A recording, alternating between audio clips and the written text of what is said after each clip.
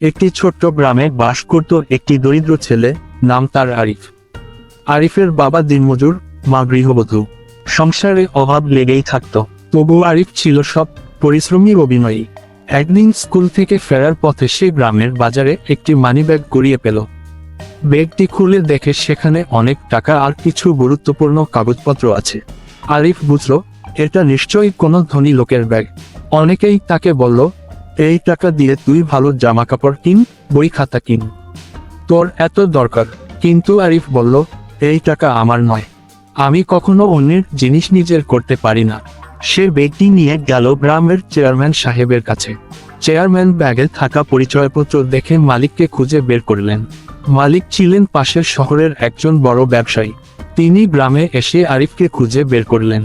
ব্যবসায়ী কাঁদো কাঁদো গলায় বললেন, এই টাকাটা আমার খুব দরকার ছিল, তুমি আমাকে বড় বিপদ থেকে বাঁচালে, তোমার সততায় আমি অভিভূত। তিনি আরিফকে উপহারস্বরূপ কিছু টাকা দিলেন এবং তার পড়াশোনার দায়িত্ব নিলেন।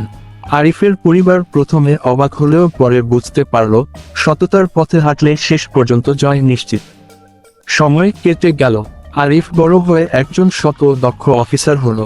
তার গ্রামের সবাই আজ তাকে নিয়ে গর্ব করে। নৈতিক শিক্ষা: সততা কখনো বৃথা যায় না। জীবনে যতই দারিদ্র্য আসুক, সত্য ও সততার পথে চললে একদিন সে তার প্রাপ্য সম্মান ও পুরস্কার পায়। ভিডিওটা ভালো লাগলেই লাইক, কমেন্ট এবং সাবস্ক্রাইবও করে পাশে থাকবেন। ধন্যবাদ।